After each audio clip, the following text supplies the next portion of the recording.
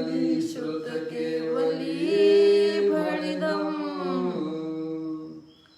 नम कर अनंत उत्कृष्ट दर्शन ज्ञानमय जिन पीर को कहूँ नियम सार सो केवली श्रुत केवली पर कथित को।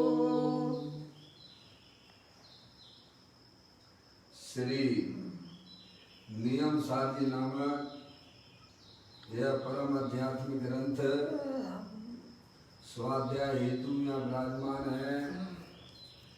आज से 2000 वर्ष पहले इस महान पवित्र ग्रंथ की रचना आचार्य श्री कुंद कुंद देव द्वारा इसी पवित्र भूमि पर की गई और इसके टीकाकार पदम प्रमंधारी देव मुनिराज हैं। ग्रंथ का नाम नियमसार है। नियम से करने योगकार अपनी आत्मा में सम्यक दर्शन सम्यक ज्ञान सम्यक चारित्र रूपी निर्मल पर्याय पवित्र पर्याय मोक्ष मार्ग रूपी पर्याय प्रकट करना, क्योंकि वह स्वयं सुख स्वरूप है और अनंत सुख का कारण है। अनादि काल से हमारे आपके आत्मा में पर को अपना जानने वाली पर को अपना मानने वाली पर के साथ संबंध रखने वाली ऐसी मोह राग देश रूपी अपवित्र रूप पर्याय मलिन पर्याय प्रकट है, जो स्वयं दुख स्वरूप है और अनंत दुख का कारण है।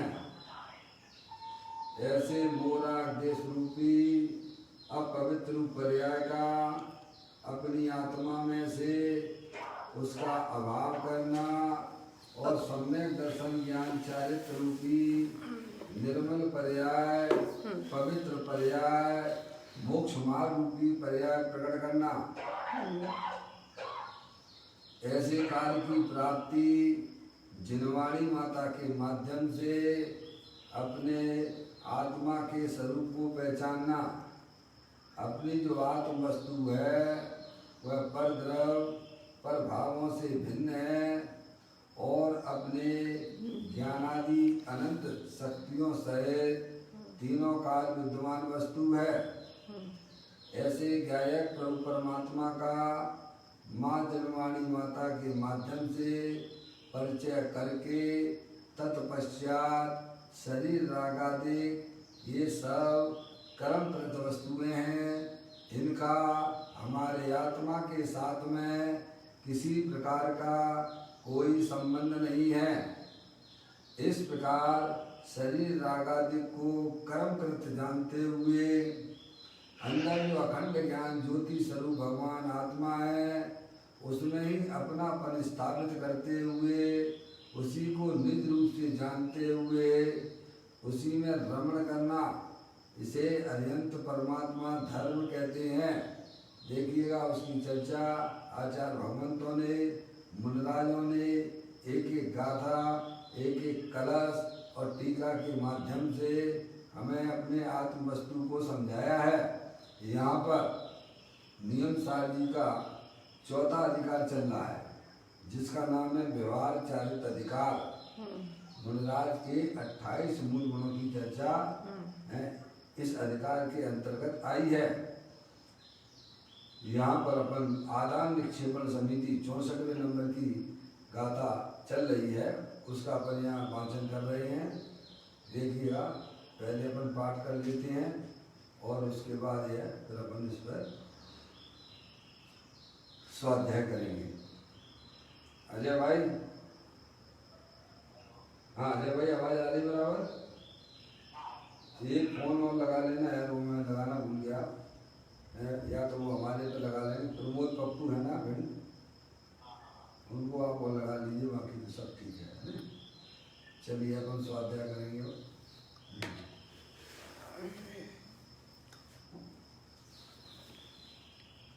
पाठ कर लेते हैं 64वें नंबर की गाथा का। पुस्तक कमंडल आदि निक्षेपण ग्रहण करते यदि होता पर्यंत परिणाम वह आदान निक्षेपण समिति। मुराद की आदान निक्षेपण समिति कैसी होती है उसकी यहाँ चर्चा है। कहते हैं पुस्तक कमंडल आदि निक्षेपण करते यति, यानी पुस्तक कमंडल आदि लेने रखने संबंधी प्रयत्न परिणाम वह आदान निक्षेपण समिति है, ऐसा आचार्य कुंकुम देव ने इस गाथा में कहा है। क्या पुस्तक कमंडल आदि, आदि में क्या ले लेना, कल क्या बताया था, पीछी और ले लेना है। आदि का मतलब और मत जोड़ लेना, बहुत सारी चीजें समझ गए भैया। आदि का मतलब वो है पीछी और लेना है। तो मुंडराज जो है स्वाध्याय हेतु पुस्तक जो है उसको मार्जिन करके उठाते हैं, रखते हैं ना, समझ रहे आप। तो उसे पीछी के द्वारा उसका मार्जिन पहले करते हैं। मार्जिन यानी उसका शोध करते हैं कि वहाँ पर कोई जो है सूक्ष्म जीव राशि ना हो, पुस्तक के ऊपर होती ही है, अपन को आंखों से नहीं दिखती है। क्या भाई अपन जहाँ भी है ना, कैसे सब सूक्ष्म राशियाँ पूरे लोकाकाश में विराजमान है, सब रह रही है। और पुस्तक भी पढ़ेंगे तो खोलने पर फिर उसके बाद फिर मार्जिन करेंगे, आप देखिएगा पीछी के द्वारा। क्यों? क्योंकि उनके द्वारा किसी भी जीव को किसी भी जीव को कष्ट ना हो, किसी भी जीव की हिंसा उनके निमित्त से ना हो। इसीलिए मुंडराज पुस्तक और कमंडल आदि जो है ना उनको रखते हैं, ग्रहण करते हैं। इस प्रकार से पीछी पुस्तक कमंडल आदि लेने रखने संबंधी प्रयत्न परिणाम वह आदान निक्षेपण समिति है। तो उनके आत्मा में जो स्वभाव अभी उनकी पर्याय में पूर्ण वितराग दशा अर्थात केवल ज्ञान की प्राप्ति नहीं हुई है। समझ, अंदर में 3 चौकड़ी कसाय के अभाव पूर्वक शुद्धता पितृ सुसंवेदन चल रहा है ना, अंदर में अतीन्द्रिय आनंद की धारा चल रही है ना। अतीन्द्रिय आनंद की धारा ना चलती हो तो वह वास्तव में मुंडराज होते ही नहीं है। समझ नहीं आप?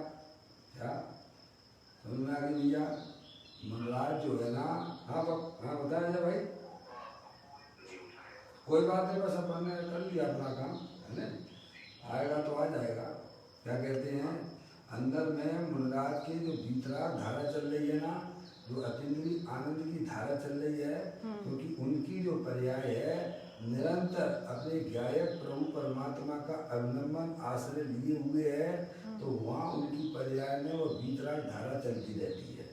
समझे? अभी उनकी पर्याय में पूर्ण भीतराग दशा नहीं हुई है ना, अभी उनकी पर्याय में शुभराग है ना, 28 मूल पालने का जो परिणाम है ना वो स्वभाव है।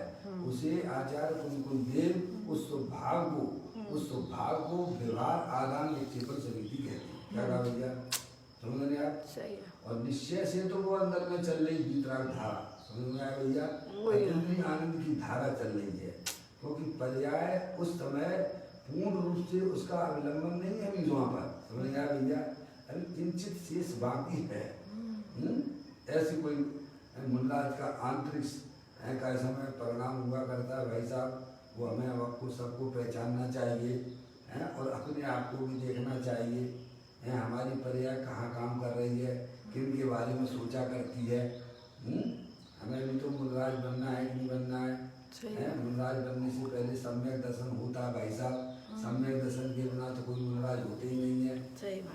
अगर सम्यक दर्शन के बिना कोई बाल में 28 मूल का पालन भी करे ना भाई साहब, समझ में आया? अतीन्द्रिय आनंद 3 चौकड़ी कसाई के अभाव पूर्वक और भीतराग आनंद दशा प्रकट ना हो और बाल में 28 मूल गुणों का पालन करता हो, जैसा आगम में लिखा हुआ है वैसा पालन करता है, तो अभी उसे आचार्य कुंकुम देव व्यवहार आदान निक्षेपण समिति नहीं कहते हैं। समझ में आया भैया? क्या वो तो होना ही चाहिए मूल में। तीन चौकड़ी कसाय के अभाव पूर्वक भीतराग आनंद दशा पर्याय में होना अत्यंत जरूरी है। उसके बिना वह 28 मूल गुण पालने का जो स्वभाव है उसे व्यवहार ऐसा समिति नहीं कहते हैं। व्यवहार आदान निक्षेपण समिति 28 मूल समझ लेते हैं, उसे नहीं कहते हैं, क्योंकि उसे आगम में बाल व्रत और बाल तप की संज्ञा दी गई है। जो अपनी आत्मा को नहीं जानता, अपनी आत्मा को अपना नहीं मानता है, भले ही आगम के अनुसार 28 मूल गुणों का जैसा दिया गया है वैसा वह पालन करता है, उसे व्यवहार समिति आदि नहीं कहती है। क्या उसे तो बाल व्रत और बाल तप ऐसे हमने आपने अनंत बार किए। कितनी बार किए? अनंत बार किया पापा, अनंत बार किए। समझे ना? मुनिवर धार अनंत बार ग्रह उपजायो ते निज आत्म ज्ञान बिना सुख लेस न पाए। ते निज आत्म ज्ञान बिना, आत्मा के ज्ञान के बिना हमने बहुत सारे तप किए हैं। आगम में वहाँ लिखा हुआ है कि इसने जो है इतनी बार मुनि हुआ है कि इसके अगर पीछे कमंडल अगर इकट्ठे किए जाएं तो एक सुमेरु पर्वत बन जाएगा। क्या हो जाएगा भाई साहब? है अजय भैया, एक सुमेरु पर्वत बन जाएगा। अगर हम अपना पुराना इतिहास अगर खोल के बैठ देखेंगे धर्म के नाम पर, समझ में आया? धर्म के नाम पर अगर हम अपना पुराना इतिहास खोल के अगर बैठ जाते हैं तो केवल परमात्मा कहेंगे तू अनंत तो इतने तूने मुनि व्रत धारण किए हैं कि 9वें गिरवेक तक भी गया है। और पीछे कमंडल उनके इकट्ठे किए जाएं तो सुमेरु एक पर्वत बन जाएगा, बढ़िया फर्स्ट क्लास। समझ में आया भैया? इतनी माताओं को रुलाया है तुमने कि अगर उनके आंसुओं को इकट्ठा किया जावे तो समुद्र बन जाएगा। है समझ? ऐसे हमने भारी धर्मात्मा बनने का बहुत काम किया है, लेकिन उससे हमारा कोई फायदा नहीं हुआ, क्योंकि अभी भी रखड़पट्टी कर रहे हैं। क्या कर रहे हैं? उसका कारण क्या है? उसका कारण ये कि अंदर में जो है ना, अंदर में देखिएगा, अंदर में जो है राग द्वेष मोह राग द्वेष की जो चैन जो संसार का कारण है उसको हमने कभी तोड़ने का उपाय नहीं किया है। क्या कहा भाई साहब? और जब तक वो है मोह राग द्वेष रूपी चैन को अगर नहीं तोड़ोगे आप, तब तक ये ऐसे ही चलता रहेगा, ऐसे ही भ्रमण पर भ्रमण करते रहोगे। है उसको तोड़ने के लिए जो सर्वज्ञ परमात्मा ने ये कहा है कि अंतरोन्मुखी उपयोग के द्वारा अपने गायक प्रभु परमात्मा का अवलंबन लीजिए, आश्रय लीजिए। क्या बस वो ही समझना चाहिए। है पप्पू भाई का नंबर शायद यहाँ आ रहा है। अजय भाई अपने से लगा दो। अब लेट जगते हैं तो बड़ी दिक्कत आ जाती है भाई, हम क्या करें? अजय भाई उनको देख लीजिए, उनका नंबर आ रहा है। अजय भाई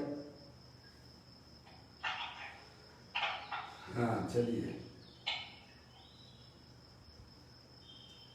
कितनी बात आई अपनी कि धर्म के नाम पर हमारा आत्मा ऐसा नहीं है कि कभी मुनि नहीं बना है।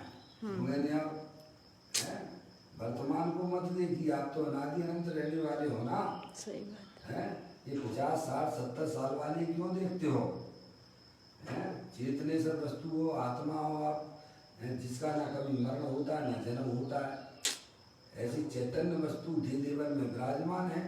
अब उसका हमने आश्रय नहीं लिया है, नहीं लिया है तो पर्याय में दुखी हो रहे हैं। तो साहब कब तक दुखी होते रहेंगे? जब तक तुम आश्रय नहीं लोगे तब तक। हम कहें तुम्हारा जो है ऐसा हमारा मीठा मौका होगा, शक्कर तो सामने रखी था, हमारा मीठा मौका होगा। अरे भाई साहब जब तुम खाओगे तभी तो होगा ना। ऐसे ही अपना चेतन सर भगवान आत्मा अनंत शक्तियों के भंडार वाला है, ऐसा वैसा नहीं है। समझ में आया भैया? जब तक आप उसे अपना सबसे पहले परिचय करो, सबसे पहले परिचय करना पड़ेगा। परिचय के बिना प्रीति नहीं होती है। आप भी लौकिक में देख लीजिएगा, कितना भी महान व्यक्ति क्यों ना हो आपके पास में, जब तक आप उसके बारे में कुछ नहीं जानते हो तब तक आपको उसके प्रति प्रेम नहीं जग सकता है। समझ में नहीं आप? इसीलिए हमारा आपका सबका प्रथम में प्रथम कर्तव्य है। क्या कर्तव्य है? कि हम अपने आत्मा का पहले परिचय करें। जो श्रीमद् राजचंद्र जी भी यही कहते हैं, जे स्वरूप समझे बिना। क्या कहा? जे स्वरूप समझे बिना। बोलो भाई, क्या बोला मैंने? जे स्वरूप समझे। जे स्वरूप यानी अपने आत्मा के स्वरूप को पहचाने बिना। क्योंकि अपनी जो चैतन्य वस्तु है वह परद्रव्य यानी शरीर से संबंधित जितने भी चेतन अचेतन पदार्थ हैं और राग आदि समझ गए, उससे भिन्न है। अब आप पहचान लिया। इसमें दिमाग लगा है, ये तो छोड़ दो। नोटों के पीछे पड़ने से नोट नहीं आते हैं। क्या भैया, पुण्य भी कैसे कमाया जाता है उसकी भी अकल होना चाहिए। है जो धर्म ध्यान में लगते हैं उनको सहज में, जैसे जो है किसान जो होता है ना, किसान कोई जो है भूसे के लिए खेती नहीं करता है, दाने के लिए करता है। अजय भाई, अब उनका फोन आ रहा है तो अभी थोड़ा कटेगा तो आप लगा लीजिए उनको, पप्पू भाई को, है नहीं? समझे? किसान भी अगर खेती करता है तो भूसे के लिए खेती नहीं करता है। उसके ज्ञान में उसकी दृष्टि कहाँ होती है? बोलो। माल पर होती है, माल पर, दाने पर होती है। क्या भैया, समझ नहीं आप? और हम धर्म करते हैं तो धर्म काय के लिए करते हैं ये बताओ ईमानदारी से? हमारी दृष्टि कहाँ होना चाहिए? आत्मकल्याण है। हाँ पप्पू भैया चालू रखना है। क्या कह रहे हैं? हमारी दृष्टि कहाँ होना चाहिए? भगवान की पूजा करते हैं, भगवान के दर्शन करते हैं, करते हैं कि नहीं करते हैं? करते नहीं करते हैं, केवल परमात्मा कहाँ जाने वाले हैं? समझ रहा है? जो धार्मिक कार्य भी नहीं करते, भगवान की पूजा नहीं करते, भक्ति नहीं करते, स्वाध्याय नहीं करते हैं, उनकी तो कोई पूछने की जरूरत नहीं कि कहाँ जाएंगे। समझ में आया? जो इसमें संलग्न है तो आप मुझे ये बताइए कि भगवान के दर्शन करने का आपका प्रयोजन क्या है? ये तो बताना पड़ेगा ना भाई साहब। मैं तो बहुत कहता हूँ दृष्टियों से, हालांकि कभी कहा नहीं, प्रवचन के माध्यम से कहता हूँ कि वहाँ पर जो है एक जो है दान पेटी की जगह एक जो है अर्जी पेटी भी रखा करो। बाबा अर्जी पेटी समझ गए?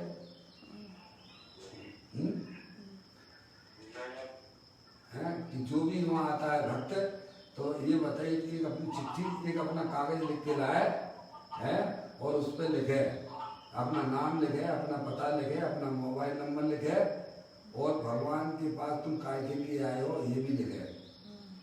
और फिर उसको जो है शाम को रात्रि में जाके उसको अर्जी पेटी को खोली जावे है।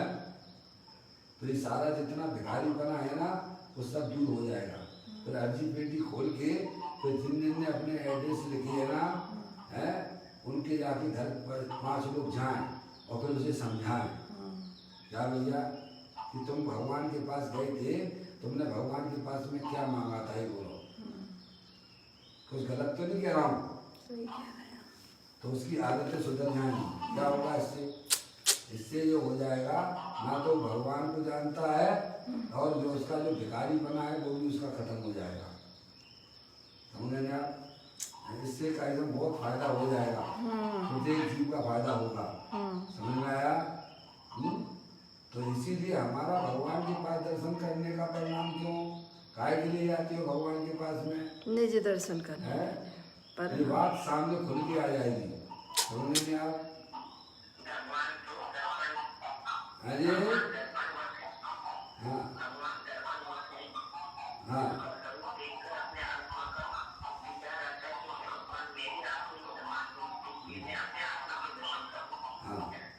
अपन पूछे अगर शुरू पढ़ते हैं परिणामों की स्वच्छता के निमित्त जिन बिंब, इसीलिए मैं निरखता इनमें निज प्रतिबिंब। काय के लिए? परिणामों की सब हमारे आत्मा की पर्याय में जो अशुद्धता मूलाग देश की चल रही है, प्रभु मैं इसके नाश के लिए आपके पास में आया हूँ। काय के लिए आया हूँ? आपने अपनी आत्मा की पर्याय में जो अतीन्द्रिय आनंद, अनंत दर्शन, अनंत ज्ञान, अनंत सुख, अनंत वीर की पर्याय प्रकट की है प्रभु। बस प्रभु ऐसी ही पर्याय मैं चाहता हूँ। क्या चाहता हूँ? है भैया, जिससे मुझे तकलीफ किसी, भगवान पार्षनाथ भगवान की आप पढ़ते हो, है बहुत से हमारे भाई लोग हैं, भगवान मेरा संकट दूर कर देना, तो भगवान को बताना पड़ेगा ना, तो तुम्हें संकट कौन सा है? हम तो शरीर के संकट को अपना संकट माने बैठे हुए हैं, परिवार के संकट को अपना संकट माने बैठे हुए हैं। क्या भैया, ये आत्मा का कोई संकट वंकट नहीं है। आत्मा में जो राग द्वेष के परिणाम हो रहे हैं, ये आत्मा का संकट है, और इस संकट को आप स्वयं दूर कर पाओगे। समझ में आया? आपने स्वयं गलती की है, अपने घर को क्यों छोड़े हैं? सरकार कहती है कि भाई साहब अपने घर में रहिए, अपना कार्य करिए, है, और घर से अगर बाहर निकलना है तो बहुत जरूरी काम के लिए निकलें। क्या भाई साहब, हमारा अनादि काल से हमारा आत्मा की पर्याय बार ही बार घूम रही है। कहाँ घूम रही है? बार बार ही पर। समझ में आया? ये हमें संकट क्यों नहीं लगता है? समझ आप? इस संकट को मिटने के लिए अरिहंत परमात्मा हमें बताते हैं। समझ आप भैया? तो यहाँ कहते हैं आदान निक्षेपण समिति चल रही है अपनी, है, देखिएगा। इतनी बात यहाँ समझ में आई अपन को कि पुस्तक, कमंडल आदि लेने रखने संबंधी प्रयत्न परिणाम वह आदान निक्षेपण समिति है। समझ रहे आप? मुनराज है, भावलिंगी संत है, अंदर में 3 चौकड़ी कसाई के अभाव आनंद दशा चल रही है। अभी उनके परिणाम में 28 मूल रूप पालने का स्वभाव है। उस स्वभाव को व्यवहार आदान निक्षेपण समिति यहाँ कहते हैं। ऐसी बात तुमको इतनी ख्याल में लेके अब अपनी आगे की चर्चा है। अब आप देख लीजिए, इसी गाथा के ऊपर और इसी टीका के ऊपर पूज्य गुरुदेव श्री ने जो व्याख्यान किया है वो प्रवचन रतन चिंतामणि अपन यहाँ पढ़ रहे हैं। कल ये बताया गया था कमंडल आदि, आदि शब्द में उन्होंने क्या लेना? पीछी है, जब पीछी ले लेना है, वहाँ पर वस्त्र और पात्र नहीं लेना। समझ नहीं? अब आदि शब्द में आप चाहे कुछ भी लगा दो, साहब आदि शब्द लिखा हुआ है ना, तो आदि का मतलब ये हो गया है कि वो और भी कुछ रख सकते हैं, चश्मा भी रख सकते हैं, ऐसा उसका अर्थ नहीं होता है। समझ रहे आप? ध्यान में आ गया? यहाँ चश्मा शब्द का भी उपयोग नहीं किया गया। क्या कह रहे मम्मी? है, चश्मा का भी यहाँ पे ऐसा कुछ खुलासा नहीं हुआ है। केवल पीछी और कमंडल। क्या? पीछी और कमंडल। समझ रहे हैं? आदि शब्द का मतलब पीछी होता है, समझ रहे हैं? शास्त्र रखने की बात नहीं है। शास्त्र तो उस समय वो जो है ना श्रावक होते हैं, शास्त्र नहीं रखते हैं। तो वो आचार्य कुंकुन देव हुए हैं, आचार्य कुंकुन देव हुए हैं, समझ गए ना? हाँ, आचार्य कुंकुन देव हुए हैं, जहाँ उन्होंने पत्र, वहाँ तो कोई पेन पेंसिल तो कागज तो नहीं होते थे पूर्व, है 2000 वर्ष पहले। तो जहाँ पत्र पर उन्होंने ताड़पत्र पर है, वहीं उन्होंने जो है उससे लिखा और वहीं के वहीं उन्होंने ताड़पत्र छोड़ के चले वहाँ पर पेड़ पे विराजमान कर दिया। क्या ऐसा माताग्नि शास्त्र में आता है, और फिर आगे बढ़ जाते हैं। ऐसा गजब का काम मुनि का, वो तो कुछ भी कोई जिम्मेदारी नहीं लेना चाहते हैं, कोई जरूरत नहीं है। जिम्मेदारी तो बस एक है, अपने आत्मा में निरंतर निरंतर निरंतर निरंतर निरंतर है, उसमें अतीन्द्रिय आनंद बढ़ाते रहना। क्या करना भैया? है भैया, पत्नी धार न भाए मन में। हमें तो पूर्ण दशाई, तो पूर्ण दशाई चाहिए प्रभु, शादी आनंद। जैसे जो है धन का लोभी निरंतर धन बढ़ाने में लगा रहता है ना, समझ में आया भैया? उसकी अंदर की इच्छाएं जो है ना कभी कम नहीं होती हैं, और धन और धन और धन और धन और धन, और वही सी धन में जाके कीड़ा बन जाता है। क्या हो जाता है? जिसको जिसकी रुचि है वो वही आके पैदा हो जाता है। मुनराज को तो निरंतर अपनी आत्मा में भैया बढ़ोतरी करते चले जाना, भीतराग आनंद दशा की पर्याय बढ़ाते जाना, बढ़ाते जाना, बढ़ाते जाना। क्या करना भैया है, ये करते हैं मुनराज, समझ आया। तो यहाँ पर जो आदि शब्द दिया है उसका मात्र इतना ही अर्थ समझना कि पुस्तक लिया, कमंडल लिया। पुस्तक तो जो है ना वो कासिम श्रावक उनको वो स्वयं भी उपलब्ध कराता है मैंने, और वह उनको वास्तव में तो चलते फिरते सिद्ध हैं, उन्हें इतने अवलंबन की भी आवश्यकता नहीं होती है। समझ में आया। आत्मा स्वयं ही शास्त्र है, आत्मयी है देव निरंजन, आत्मयी सतगुरु भाई, आत्म शास्त्र धर्म आत्म तीर्थ आत्मा सुखदाई। क्या आत्मा तो चलता फिरता शास्त्र है, समझ में आया। आत्मा नहीं है, क्या कहा, बात समझ में आ रही है, फिर भी उनका उपयोग उनका उपयोग इतना स्थिर नहीं हो पा रहा है अभी भी है। तो उसके लिए शास्त्र का स्वाध्याय करते हैं, स्वाध्याय और शास्त्र लिखते भी हैं, समझ में आप। और कोई उपदेश सुनने आए हैं तो भी अपनी आत्मा की उसमें से बाहर अगर करना चाहे तो करें, नहीं करना चाहे तो नहीं करें, तो जबरदस्ती थोड़ा मैं तुम्हारा, समझ में आ गया। उनका तो काम एक ही काम है, बस अपनी आत्मा के सन्मुख अतीन्द्रिय आनंद में झूलते रहना, आनंद में मस्त रहना, समझ में आया। ये बात यहाँ बताई जा रही है। तो आदि शब्द का यहाँ अर्थ इतना ही लेना, पीछे शब्द का उपयोग लेना। यहाँ ना तो कैसे में आपके चश्मा का लिखा गया है ना कुछ है, और जिन्हें मिल जाए तो मुझे बता देना, समझ में आया भैया। ऐसे मुद्राज होते हैं। अब देखिएगा यहाँ पर प्रयत्न परिणाम लिखा है, क्योंकि लिखा ना यहाँ पर पुस्तक कमंडल आदि लेने रखने संबंधी प्रयत्न परिणाम वह आदान निक्षेपण समिति है, आदि का कर दिया है।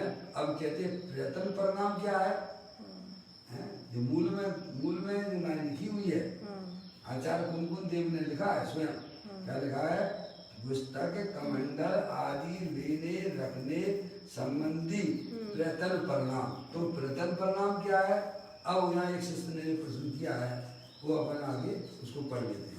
यहाँ लिखा है प्रयत्न परिणाम अर्थात क्या। अब देखो पूज्य गुरुदेव श्री उसका उत्तर देते हैं, एक ही लाइन में उन्होंने उसका समाधान कर दिया। शुभ परिणाम, प्रयत्न परिणाम का मतलब क्या है, शुभ परिणाम, शुभ परिणाम, शुभ राग, शुभ भाव।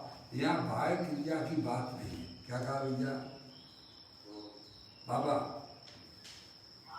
भाव क्रिया मतलब क्या और शुभ परिणाम मतलब क्या।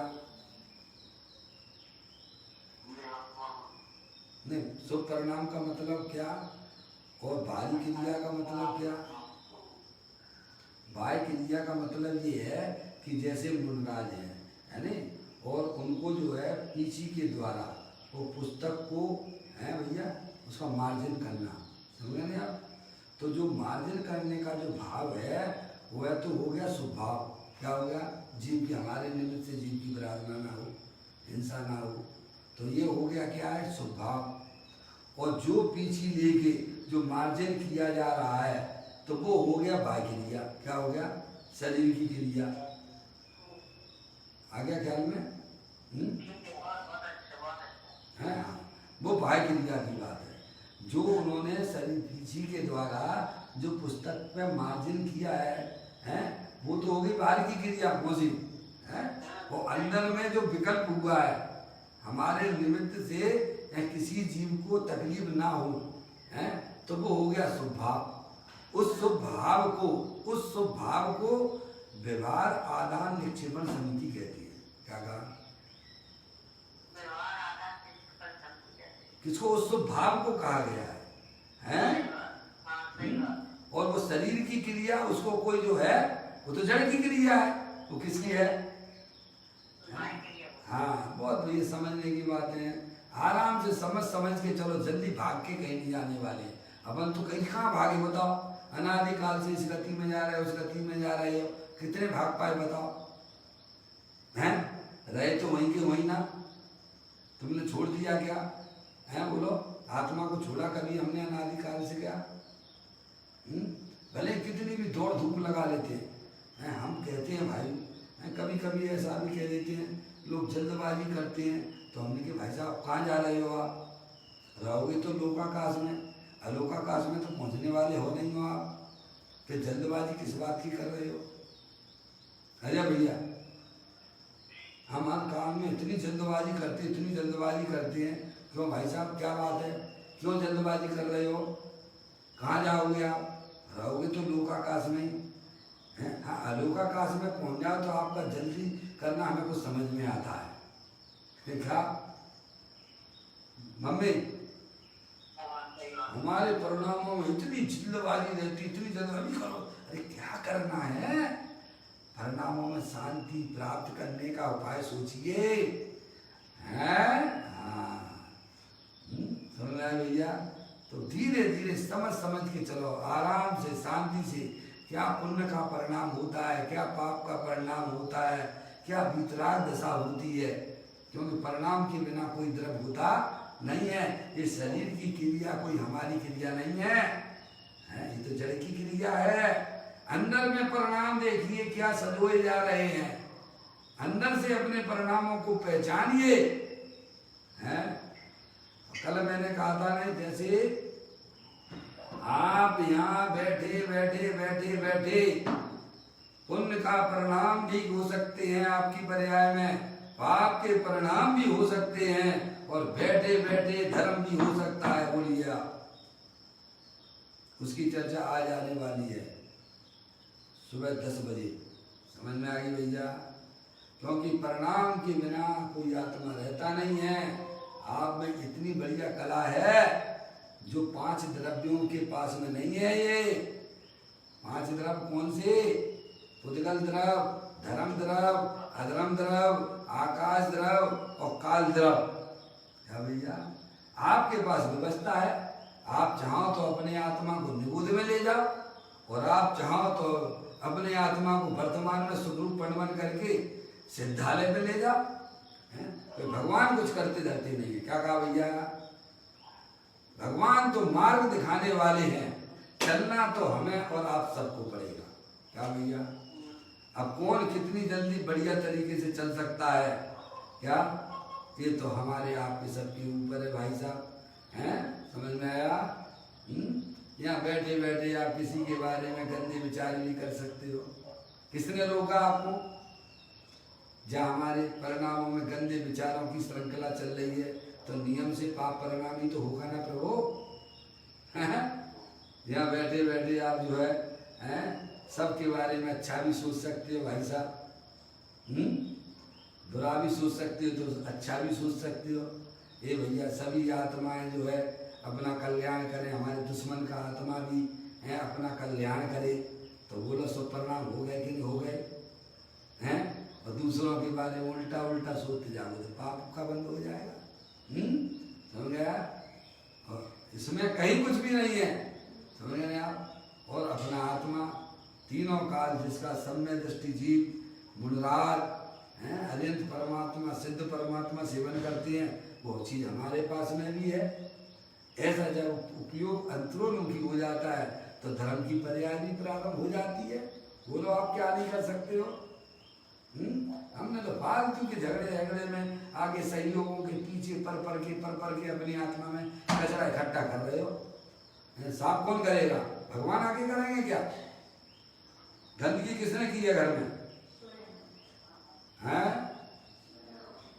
समझ में आया? इसीलिए कोई भगवान करता धरता नहीं है।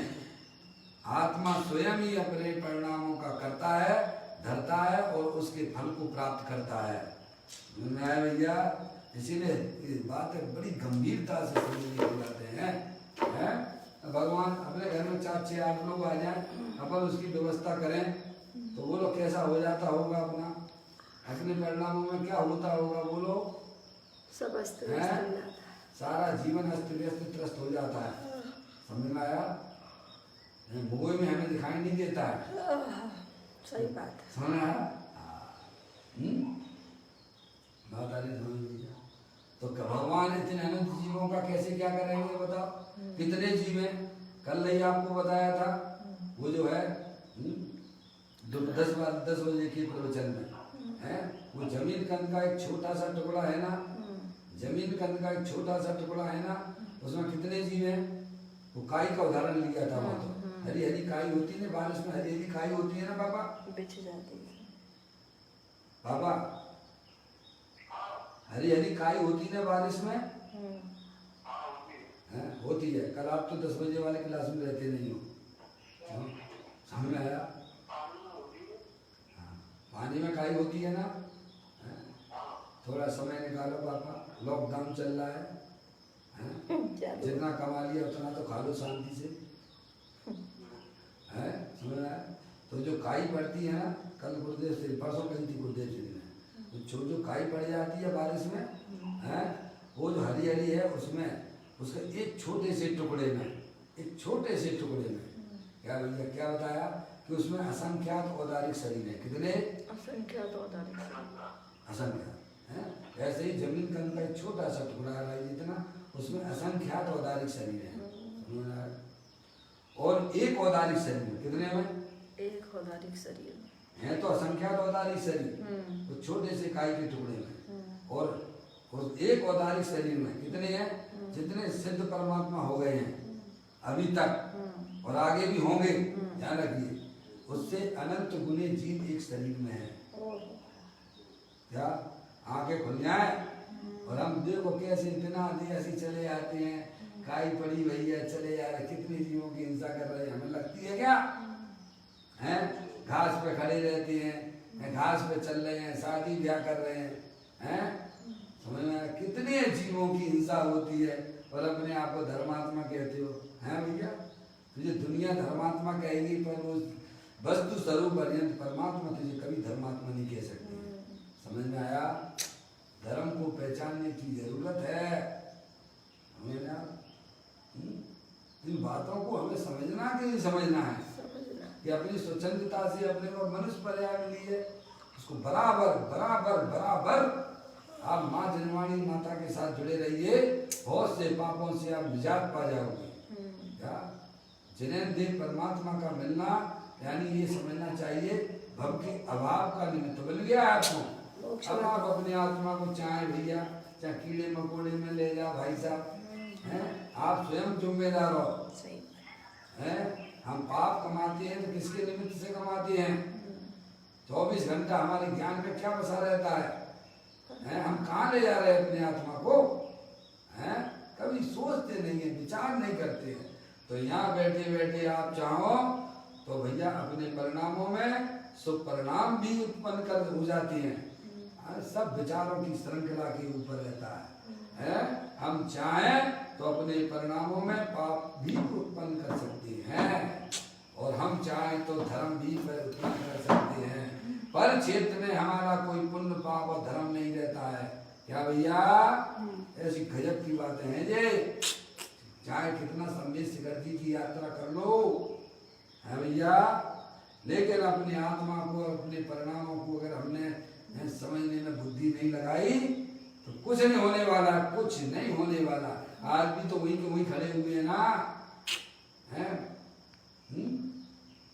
तो कहते हैं प्रथम परिणाम का अर्थ किया गुरुदेव श्री ने शुभ परिणाम, शुभ राग, शुभ भाव। यह बाह्य क्रिया की बात नहीं है। बाह्य क्रिया यानी शरीर आदि की जो क्रिया हुई है उस समय गुणराज के परिणामों में जो जीवों की जो करते मार्जिन करते हैं ना, पुस्तक उठाते उसको मार्जिन के द्वारा समझ नहीं आप। हम आप भी कैसे बैठ जाते हैं तो मुनराज तो ये करते ही है। मुनराज का तो ये विवाहित तो जिनका जीवन ही है ना, और हम श्रावक हैं तो हमें क्या करना? एक देश पालन करना क्या नहीं करना? करना। हमारे ऊपर भी जितना मुनराज के ऊपर लागू पड़ता है उसका कुछ अंश हमारे ऊपर भी लागू पड़ता होगा कि नहीं पड़ता होगा? पड़ता है। दो प्रकार के धर्म कहे गए हैं, श्रावक धर्म और मुनि धर्म है। तो हमारा धर्म नहीं है क्या? हम अपने किचन को बराबर सूद लें। क्या भैया? कोई भी अग्नि जलाने से पहले है और जो है आपका जो है सूर्यास्त होने से पहले अपना किचन बंद कर दीजिए आप। बोलो कितने लोग हैं जो सूरज अस्त होने के पहले पहले अपना जो है किचन में ताला लगा देते हैं। ताला लगाने का मतलब क्या है? उसमें आवागमन खत्म कर दीजिए है?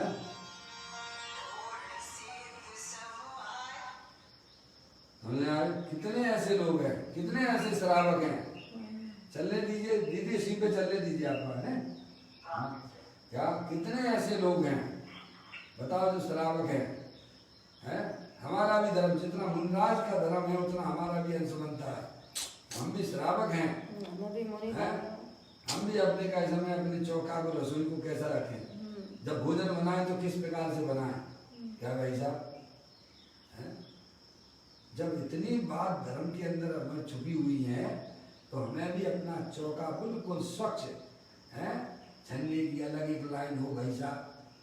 पता नहीं, हम तो समझ नहीं पाते हैं। महिलाएं होती हैं कुछ पता नहीं, कुछ नहीं, क्या जो बस चल रहे संस्कार जो पड़े हैं भैया। छन्ना आपका भैया 2 छन्ने रखिए, मोटे मोटे रखिए, एक सूख जाए और एक उपयोग करिए है। उसकी भी जनवाणी में सारी व्यवस्थाएं बताई गई हैं। अपना चौका है तो बराबर उसको जो है मार्जिन कर लीजिए भाई साहब है। गैस जलाने से पहले खोल लीजिए, उसका मार्जिन कर लीजिए है। कोई सूक्ष्म राशि है वो चौकी के बारे में भी आया था। चौका शुद्धि। अब लोगों को इनमें सबको कष्ट लगता है तो तुम कहाँ ले जाओगे अपनी आत्मा को है? ये तो सोचो, कमाए कमाए के पाप कमा रहे हो। अभी कितना बड़ा काम करके आए तो मनुष्य पर्याय में आए हैं। बोलिए भाई साहब, ये जैन कुल में उत्पन्न होना, मनुष्य पर्याय मिलना, ये कोई सामान्य बात है क्या? अब जिनवाणी माता का समागम मिल जाना तो हमें अपने को ऊंचा उठाना चाहिए कि नीचे गिराना चाहिए है? बोलिए, आप सोचिए, अपने मन में विचार कीजिए आप। हम यहाँ तक आए हैं, मनुष्य पर्याय में आए हैं, जैन कुल में आए हैं, तो अपने आत्मा को विकास करने की सोचना चाहिए कि अपने आत्मा को कीड़े मकोड़े में ले जाने की सोचते हो। 24 घंटा पैर मुखी होकर कमाओ कमाओ कमाओ, खाओ खाओ खाओ। जो व्यवहार जिनवाणी में दिया गया है उसके अनुसार अपनी बिल्कुल प्रवृत्ति नहीं कर रहे हैं। समझ में आया भाई साहब? देखिएगा भाई साहब, सोचो विचारो भैया, खूब विचार करना है। इसमें कोई ऐसी बात नहीं, कोई कष्ट होता है? हम तो ऐसे लोगों को देखते हैं जल्दी खाना बनाएंगे, जल्दी और भागेंगे कहाँ?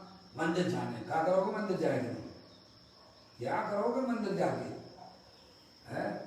अरे भाई 1-2 घंटे जो रसोई में लगने हैं तो लगने हैं ना है। वहाँ जाओगे भी तो क्या कर लोगे? वहाँ भी अगर परिणामों में शांति नहीं रही भाई साहब तो आपको पुण्य वहाँ भी नहीं होने वाला है? बहुत से पक्षी वहाँ रहते हैं, संगी पंचेंद्री रहते हैं। समझ में आया कि नहीं आया? ये एकांत पाप भी करती है, बताइए आप। पर क्षेत्र में आत्मा का न पुण्य है, न पाप है, न धर्म है। समझ गए आप? पुण्य पाप और धर्म का संबंध आत्मा की पर्याय से है। परिणति सब जीव की 3 भांत वर्णी, एक पुण्य एक पाप एक राग हरणी। समझना है भैया? अपने परिणामों को पहचानो। अपना परिणाम ही वास्तव में अपनी वास्तविक कमाई है भैया। एकांत भगो, उसमें कोई धर्म नहीं है। समझ में आया भैया? देखिएगा, यहाँ कहते हैं शुभ परिणाम। प्रथम परिणाम का मतलब ये है शुभ परिणाम, शुभ राग, शुभ भाव। यहाँ बाह्य क्रिया की बात नहीं है। जो मुराद के द्वारा जो मार्जन किया जा रहा है शरीर की क्रिया के द्वारा, वह तो जड़ की क्रिया है। और अंदर मुराद के परिणामों में जो जीव को किसी प्रकार की कोई तकलीफ ना हो हमारे निमित्त से, वह उनका शुभ परिणाम है। और अंदर में जो वीतराग धारा जो चल रही है अतीन्द्रिय आनंद की, वह शुद्ध परिणति है। आगे बात समझ में है? आप भी अपने में देखिएगा है। मुराद की कहने का मतलब ये है, आप भी अपने अपने परिणामों को टटोलते जाइए। अब देखिएगा, यहाँ अपहृत संयमियों को संयम ज्ञान अधिक ये देखो यहाँ आदान निक्षेप समिति का स्वरूप कहा है। अब ये जो है परम ब्रह्मधारी देव मुनिराज जो है ना, अब उनकी बात टीका के ऊपर पूज्य गुरुदेव श्री व्याख्या करते हैं।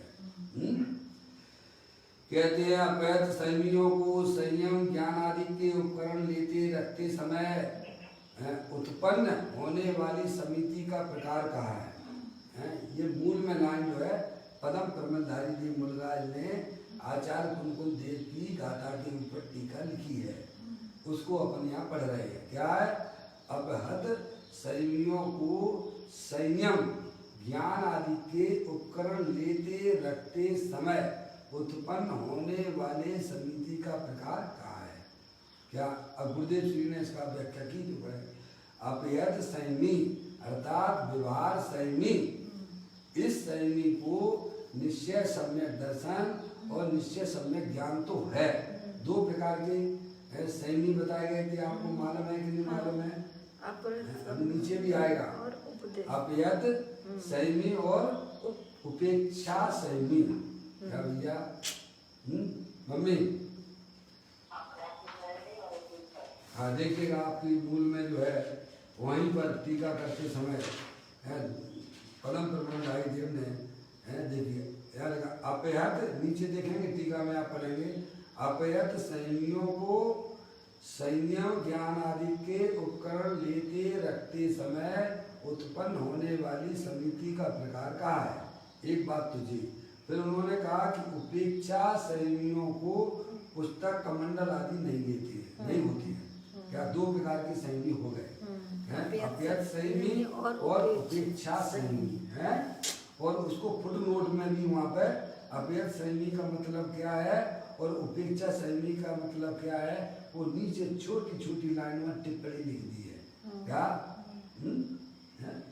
देखिएगा अब उसकी यहाँ व्याख्या चल रही है, कुछ गुरुदेव हमें आपको समझा रहे हैं।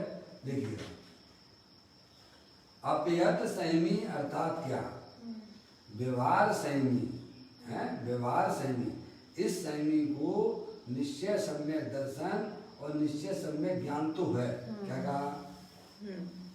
अपयत संयमी है, अभी उसको अंदर में अपनी आत्मा का ज्ञान भी है, अपने आत्मा का श्रद्धान भी है और अपने आत्मा में रमण भी कर रहा है। समझ आया? इसके बिना तो संयमी कोई होता ही नहीं है। क्या? इसके बिना संयम होता ही नहीं है। समझ नहीं आप? तो कहते हैं इस संयमी को अपयत व्यवहार संयमी अपयत संयमी को निश्चय सम्यक दर्शन और निश्चय सम्यक ज्ञान तो है, परंतु छठवें गुण स्थान की दशा है। कौन सी है? छठवें गुण स्थान की दशा। आगे छठवें सातवें गुण स्थान में मुनराज होते हैं ना, एक मुनराज ऐसे होते हैं बस बिल्कुल मस्त है, जिनके कोई पीछे कमंडल नहीं होते। क्या? जिनका कोई बाहर में कोई परिवर्तन वगैरह कुछ नहीं, बस कुछ नहीं, समय को ध्यान की अवस्था में जाए। कहाँ पे है? ध्यान की अवस्था में। आगे बात ख्याल में भैया सबको उपेक्षा संयमी वे उपेक्षा संयमी होती है। कौन से होते हैं? जिनके पीछे कमंडल नहीं होते वे उपेक्षा संयमी होते हैं, तो निरंतर अपनी आत्मा में मस्त है, बाहर की क्रिया कुछ भी नहीं है। तो इसमें फिर उनको ले सकते हैं, अनंत परमात्मा को ले सकते हैं। अभी तो पहले यहाँ आओ अनंत परमात्मा तो, क्योंकि वो भी तो स्नातक मुनराज में आते हैं ना। पहले यहाँ पे तो उनकी बात तो छोड़ दो। क्या कहा? अभी यहाँ मुनराज की बात चल रही है। क्या समझ रहे हैं? देखो क्या कहते हैं, देखिएगा अपयत संयमी अर्थात व्यवहार संयमी, इस संयमी को निश्चय सम्यक दर्शन और निश्चय सम्यक ज्ञान तो है। समझ आप? परंतु छठवें गुण स्थान की दशा है। कौन सी है? छठवें गुण स्थान की दशा। यह ज्ञानी नहीं है, ज्ञानी है। इसके आत्मा की पर्याय में भी निरंतर वीतराग दशा आनंद दशा चल रही है। समझना है? और शुभ राग है। समझ रहे आप? तो कहते छठवें गुण स्थान की दशा है, इसीलिए उस शुभ उपयोगी को अपयत संयमी कहा गया है।